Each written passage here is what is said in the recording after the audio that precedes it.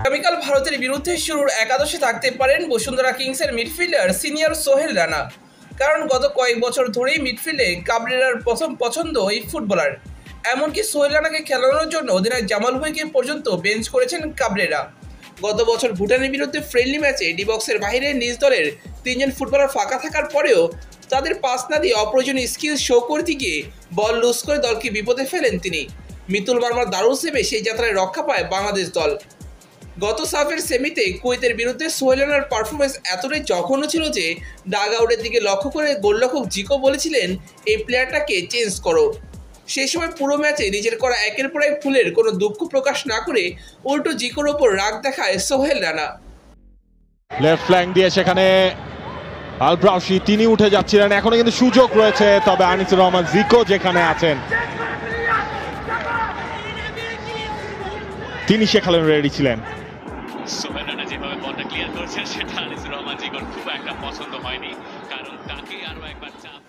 সেই ম্যাচে সোহেল এবং ইসা ফয়সালের যৌথ ভুলে গোল হজম করে বাংলাদেশ দল। কুয়েতের ফুটবলারকে অযথা চ্যালেঞ্জ করতে গিয়ে ইসাকে 2 ভার্সেস 1 সিচুয়েশনে ফেলে দেন সোহেল রানা। সেখান থেকে গোল হজম করে বাংলাদেশ দল।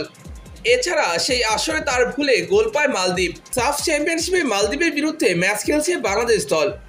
জুনিয়র সোহেল ও হৃদয়ের সঙ্গে ডিফেন্সিভ ফেজে লাইন মেনটেন করছে লাল মার্ক করা সিনিয়র সোহেল রানা।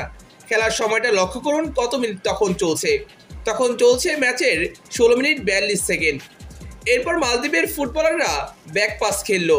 তখন মালদ্বীপের ডিফেন্ডারদের কাছাকাছি যেতে লাইন ব্রেক করে উপরে উঠে আসে সোহেল রানা। তার ঠিক সামনেই মালদ্বীপের হামজা একটু পর গোল করবে। আমাদের প্যাকড মিডফিল্ড স্ট্রেচ করতে উইংয়ে বল শিফট করে মালদ্বীপ। উইংয়ে চলে যায় জুনিয়র সোহেল রানা। বল ভিতরে থেকে পাঠালে সেখানে গিয়ে বাধা হয়ে দাঁড়ায় হৃদয়। দেখুন, হৃদয় এবং জুনিয়র সোহেল রানা উভয় তাদের পজিশন ও মার্ক ধরে রেখেছে, অর্থাৎ তারা উপর থেকে অলরেডি নিচে নেমে এসেছে মালদ্বীপের ফুটবলারদের সঙ্গে। হামজাকে পাস দেওয়া হচ্ছে যেখানে সিনিয়র সোহেল রানার কোনো দেখা নেই, কিন্তু সিনিয়র সোহেল রানা আসলে মার্ক করছিলেন হামজাকে। জোন 14তে সিনিয়র সোহেল তার জায়গায় নেই। হামজা শুট করতে যাচ্ছে একদম ফ্রি ভাবে, অথচ এর 8 থেকে 9 সেকেন্ড আগে হামজা সোহেলের একদম সামনে ছিল। এই সময়ে সোহেল মাত্র 20 গজ কাভার করতে পারেনি। অর্থাৎ বুঝতেই পারছেন সোহেল রানার পজিশন সেন্স এবং ম্যান মার্কিং কতটা দুর্বল। বিশেষ করে ভারতের বিরুদ্ধে তাকে মাঠে নামানোর আগে দ্বিতীয়বার চিন্তা করে দেখবেন হেড কোচ কাবরেরা।